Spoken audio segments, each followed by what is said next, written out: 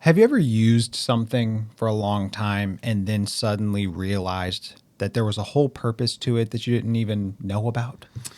Yeah, something recently happened, and it's one of those I try to keep up. I try to be technologically advanced as much as possible for Right. my age.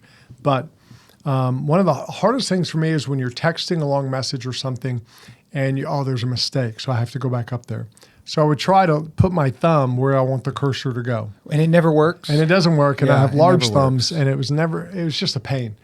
And I saw a thing, probably, I don't know, Instagram, TikTok, where you press and hold the space bar and you can move the cursor. Mm-hmm. I never knew that. Yeah. And I was just like, what? Why has no one ever told me that? Yeah. And now I use the heck out of that thing because you're sitting there texting, and I make a lot of mistakes texting with the two big thumbs. And so I just put the finger on the space bar and move the cursor exactly where I want it to go. And I'm just like, how long did I type without knowing this? And it's just one of those things that when you know stuff, you know it and you assume everybody knows. But when you don't, you're clueless. You just don't know what's going on. Exactly. We've been discussing the Bible over the past few weeks, and what we're talking about today that's so important is understanding the overall purpose of the scriptures. If you understand the purpose of it, there will be new levels that you had no idea about that will be unlocked. All that and more today on the show.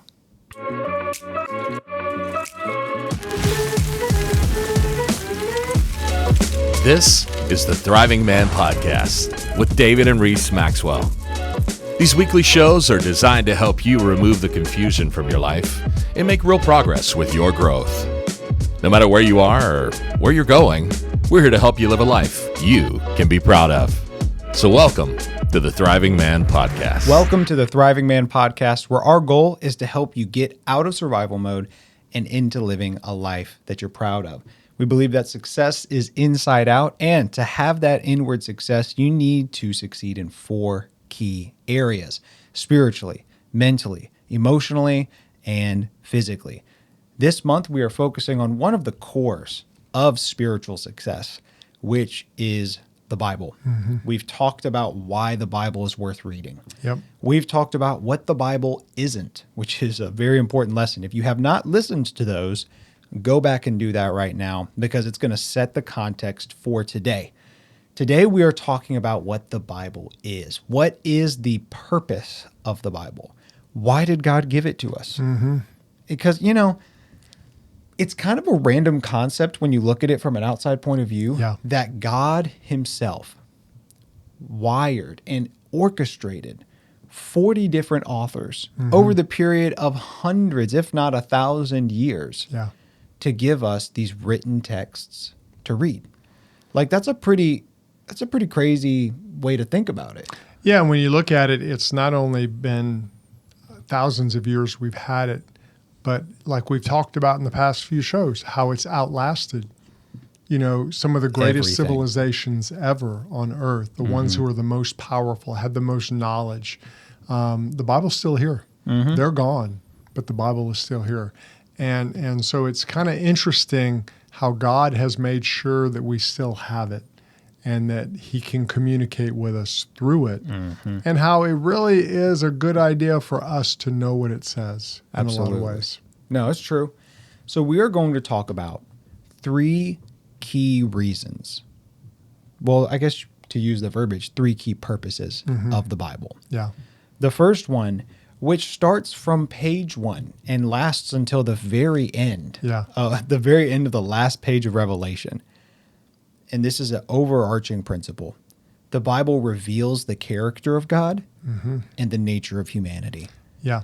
And both of those, it's almost a 2-sided thing. The character of God and the nature of humanity.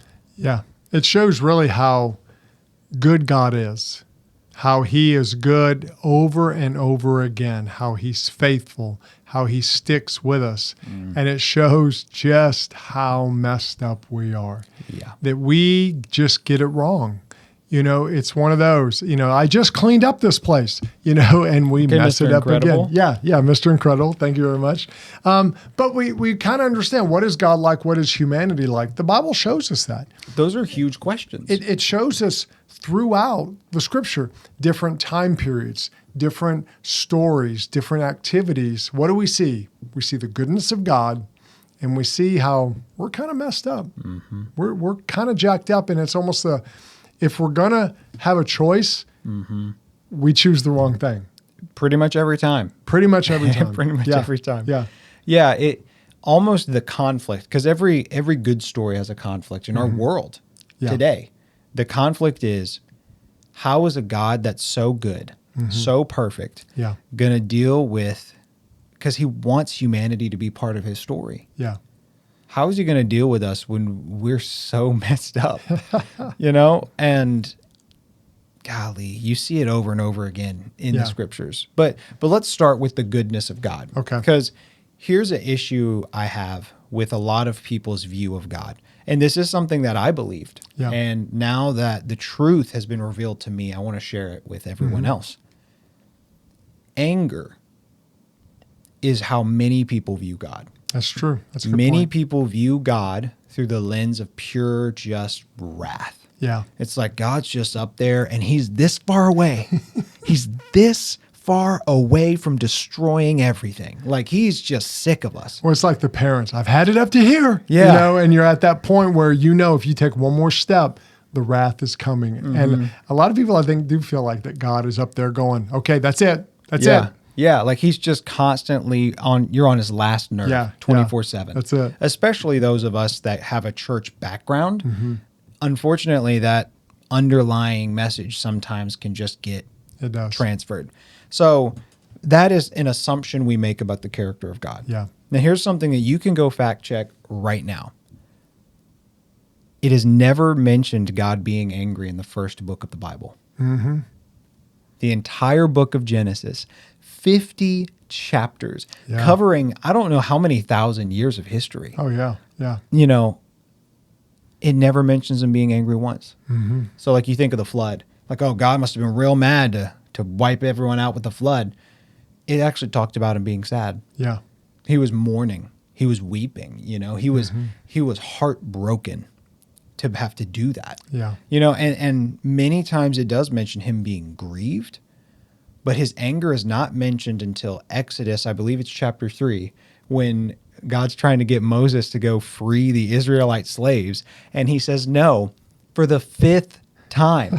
5 times. He said, I'm not going to help these people, because in the end, he's like, I just don't want to. Yeah. And God's like, what? Do it. That's the first time in the Bible God gets mad. So clearly, the character of God, like anger is not the innate nature of who he is. Yeah. Yeah. And you're not going to know that unless you read the Bible. Yeah, and if you look, especially in the first book, you see God's character in that how awesome he is in his creation. In Genesis 1, creating the world. He's a very creative God. And sometimes I think we forget that. We forget that all that we see is what he made. You're right. And then he made it good. Because in the end of chapter 1, it says, everything God made, he saw it was good. How did it get messed up? That's on us. It is. But God made it perfect. He made it the right way. And we see that in what he does, and that's who he is. God's creative. He doesn't choose to be creative. He just is creative. Yeah. Whereas humans, we kind of go back and forth. You ever had those days, some days you wake up, today's production day. I'm going to get stuff done. Yeah. And you get it done. But then other days, you're like, I just want to today, lay here. I know I want to sit here. I want to eat chips on the couch, and I want to binge watch everything. Yeah. Well, that's not a productive day. Our feelings go up and down, but God, he's steady. He is steady. And I think that's something we learn the more we learn Scripture. You're right. I mean, and that's chapter 1. I mean, chapter 1 and 2, it shows God creating humanity. Yeah. And you get to see God's generosity and his love. Yeah. Because if you look, he shares his own life with humanity. He forms man out of the ground and breathes into him. So like you are God breathed. God has given you the breath that is inside your lungs. He created a community with humanity. He put humanity not out in the wilderness to go farm. Because if you look at Babylonian mythology, which was their Israelites' neighbors, the gods created humans to do their work for them because they didn't feel like doing it. That's not the biblical picture. God created man, put him right in the center of the garden with him, in the closest place he could be. And because he wanted to walk with him. It talks in Genesis chapter 3 about how God would walk with Adam and Eve in the cool of the day. He wants fellowship with us. Yeah. He gives us the freedom to make a choice. Everyone's like, why did he put the knowledge of good and evil, that fruit, in the garden then? Because love is a choice. Yeah. And so you see this view of God's love, even from chapter 2. You have this view of how good he is. Yeah. Yeah. And on the opposite side, you see how messed up we are. You know, and it's classic, you know, we're in the garden. God says, hey, just don't eat of that tree. Which means you can eat of every other fruit. Every other tree. Who there. knows how many hundreds of options they had? Yeah. Who knows? Well, it's like a little kid. You tell a little kid, don't touch that. What does it make them want to do? They want to touch it. Yep. And that's the nature that we all inherited because of us making the wrong choice a long time ago. And it shows that we didn't trust God, that Adam and Eve really thought God was holding out on them. The reason they listened to the serpent is because they thought, God's holding out on me. And honestly, as a man, Adam was there when Eve was tempted. He wasn't off doing something else. And he allowed that temptation to happen when he should have stepped up and said, stop talking to her. And so I think that's something we as men have been battling, that desire to take up spiritual leadership. I don't think it's as natural in us because of Adam. And that choice has been passed down. And then, you know, you see the classic, and we see this every day if you have children or if you even been around kids. We see things about blame shifting. Oh, yeah. Not my fault. I mean, we have a society that lives that way. You know, oh, you messed me up. I'm going to call a lawyer. I'm going to get a check. And we see that today. There's a whole industry based on that. I mean, our city is loaded with signs for this one law firm. And all they want to talk about is how much money they've gotten people. And it's just like, wow, we just love to blame others. Now, do some people, should they get a recovery? Yes. But I think a lot of people just want to shift the blame and say, hey, I'm not responsible. Oh, yeah. It's like, well, the economy's bad. Never budgeted a day in their life. And they love buying Gucci bags. But they're not going to talk about that. They're going to talk about how grocery bills went up 15%. Which, like, that's true. But also, you got to recognize your part. Because when Adam and Eve sinned and God was like, what happened? Adam blamed Eve. And then Eve was like, well, it's the serpent. I didn't do it, you know. So, you know, even in the first 2 chapters of the Bible, or 3, I guess is what it would be. The first 3 chapters of the Bible, you see such an accurate portrait of humanity, because they also made the fig leaves for themselves. They did. Which is like, no one's going to notice. They're like, that's overcompensating. That's like, oh, well, obviously I'm screwed up, so what I'm going to try and do is I'm going to make a covering for it. And so everybody, some people it's their career, some people it's their looks. You know, we all do that, and we're like, well, I'm not that bad. You know, nobody will notice. And we do that with things where we only want to show people the good side of us. We only want to do that because and then the problem is there is that side to us that we don't want people to see. Oh, everybody. Everybody's got that side. God's the only one who says, hey, I know that side and I still love you. Where sometimes other people, if we show them that side, they reject us. And that's why we don't show it to them. Well, God knows that side and he still wants us, which shows how good he is and how messed up we are. Absolutely. And that same story, that Genesis 3 fall, where humanity screws up royally, is just repeated throughout the Bible. Like, we'll talk about that in the next session, but it's intentionally showing like every generation makes the same mistake. They do. And if you go and you look in the Bible and you see the heroes of the faith, quote unquote, almost all of them were super screwed up. They were. Like, well, let's look at Jacob, you know, whose name was changed to Israel. the guy that Israel was named after. Yeah. Do you know what Israel means? Struggles against God. Mm-hmm. This man lied to his brother, Yep. stole his birthright and his blessing, ran away, Mm-hmm. and then got deceived by his uncle. And then him and his uncle, it's like a reality TV show. It is. Because they were It going is. back and forth to see how they could cheat each other out. Yeah. Like, this guy was a terrible person. You don't want to be his friend. But God was faithful to him. Yeah, And so he you was. see that contrast throughout the whole story of the Bible. Like, we screw up pretty much everything. And God loves us. Yeah. But he wants to redeem us. He wants to bring us close to him. And so you're left with this tension of like, how does this God of life, love, and protection Yeah. have a relationship with us humans who bring death, hatred, and perversion? Yeah. Yeah. Like, we are so, from Genesis 3 on, we're so anti-God, almost everybody. Yeah. And the few people that are pro-God still screwed it up. Mm-hmm. How can he love us? Yeah. That then brings us to the second purpose of the Bible. Mm-hmm. So the first one, God's goodness, or lack thereof. But the second one, The second one is the Bible's purpose is to show us Jesus. That's the purpose of Scripture. You know, the Bible, one of the Bible Project gives a great illustration. It says the Bible is the unified story that leads to Jesus. I love that definition. I think it's good. one of the best one. And so what it means is the whole Bible's point is to point us to Jesus. So in the Old Testament, it all foreshadows going up to Jesus. The New Testament, it introduces us to Jesus, and then the rest of it looks back on Jesus. Yeah. And so the whole point is to bring Jesus out to us. And Yeah. that's what we have to understand. You know, if you only read a little bit of the Bible, you're not going to understand the whole thing. yeah, You know, it's like you finding a show that maybe has 4 or 5 seasons, but only watching 3 shows and thinking you know all about it. Well, you don't. There's no way, because you have 5 seasons of shows. You know, I'm a big K-drama fan, and the thing I like about K-dramas is most of the TV shows, there's 16 episodes. So you know it's going to be done by 16 episodes. Sometimes they'll have more later, but you've got that 16. The story's going to be wrapped up with a bow on it. Well, you can't just watch one episode and understand everything that's going on. You're right. You've got to watch the whole thing. And sometimes with the Bible, we're very not good at understanding the whole big picture because we only want to focus on 1 or 2 little things. Well, Jesus is the point of the Bible. And to try and read the Bible without Jesus, you're going to have a hard time to understand it all.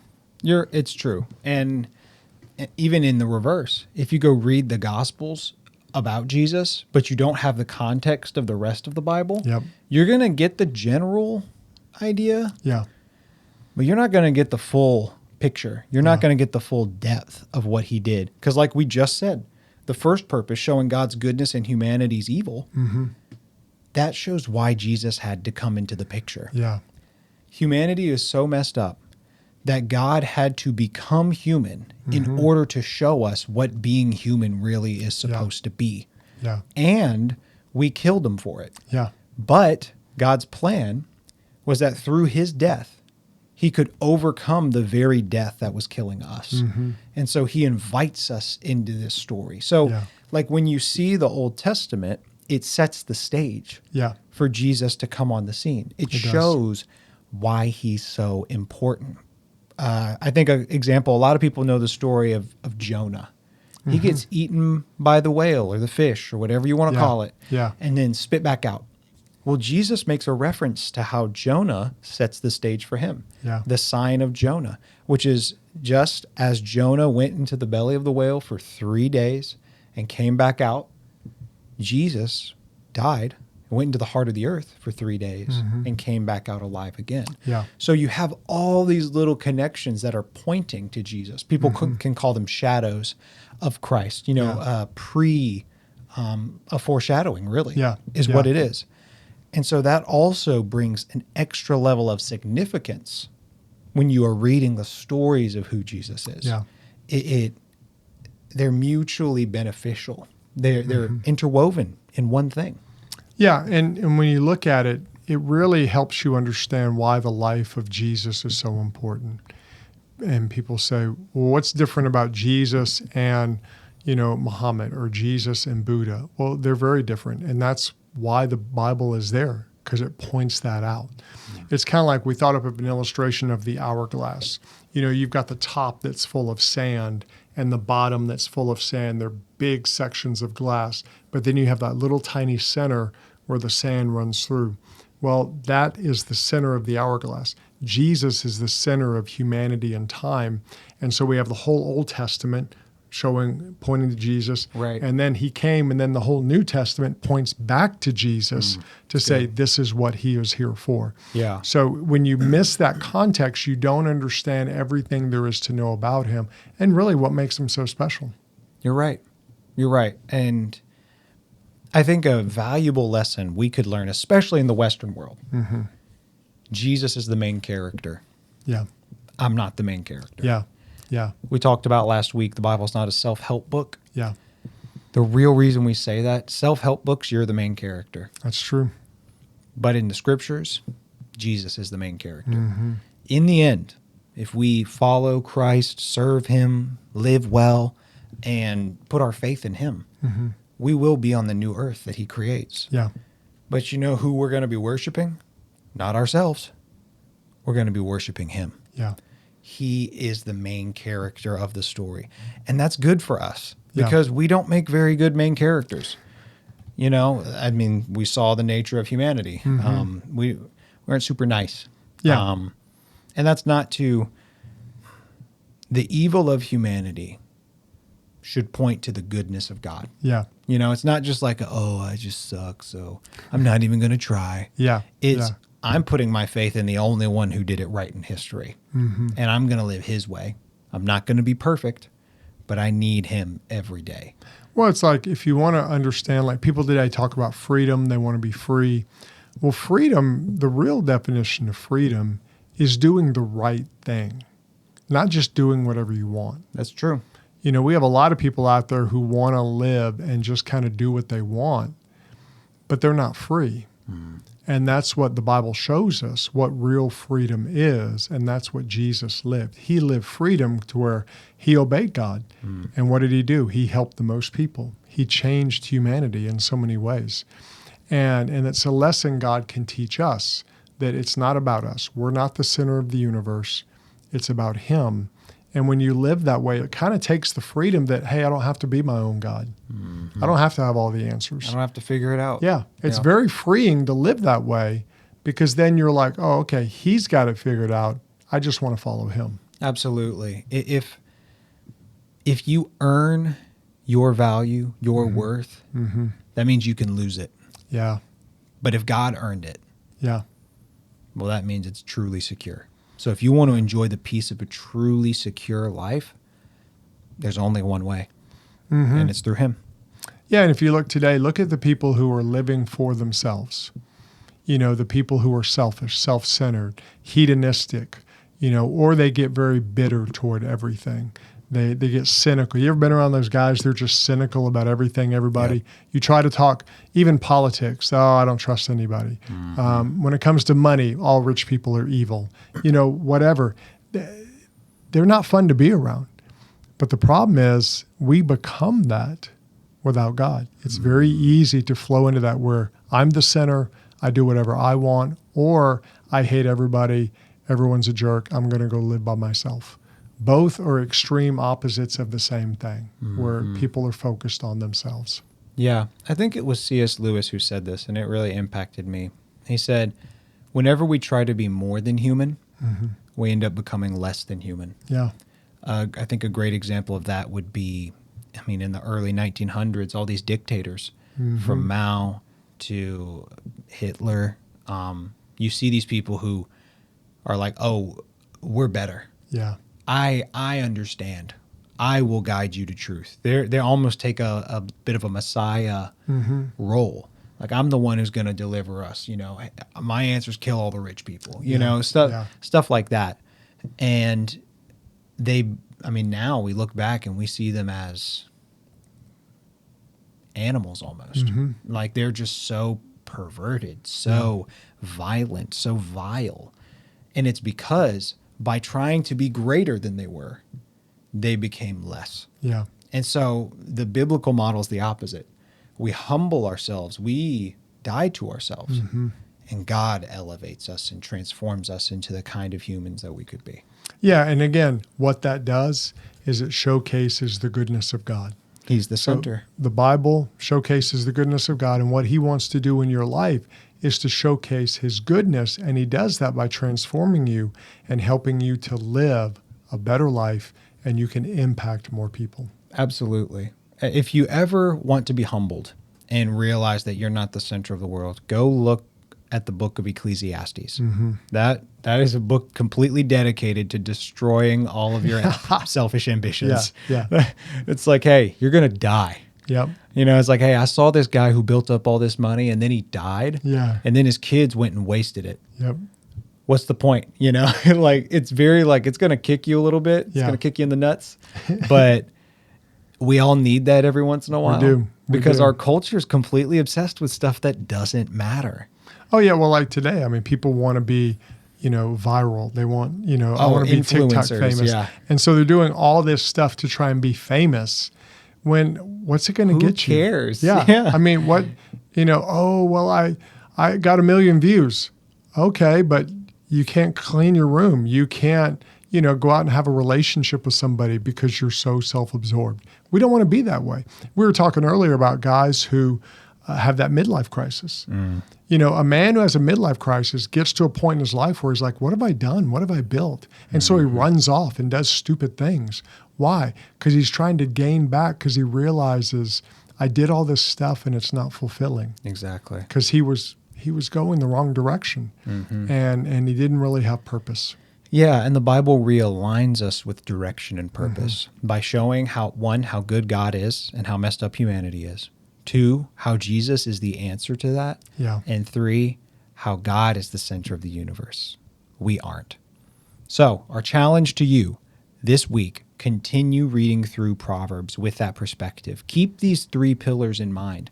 Remember what the Bible's really about. Yeah. It's not just about growing you and making you better, although that will happen. It's about showing you how good God is. It's about drawing you near to him because the God of the universe wants to be your friend. And he sent Jesus for the purpose of being able to fellowship with you, to connect with you. That's incredible. So as you read through Proverbs, keep that perspective and look and ask God, like, Lord, what do these verses say about you? And what do these verses say about humanity? How do these verses point to Jesus? When you start asking those questions, you're going to get a lot out of the scriptures, and you'll find in the process you get to know God a little better. We'll see you next week. Thanks for listening to the Thriving Man Podcast. If you want to check out more resources from David and Reese, you can go to thrivingman.com. We'll see you in the next episode.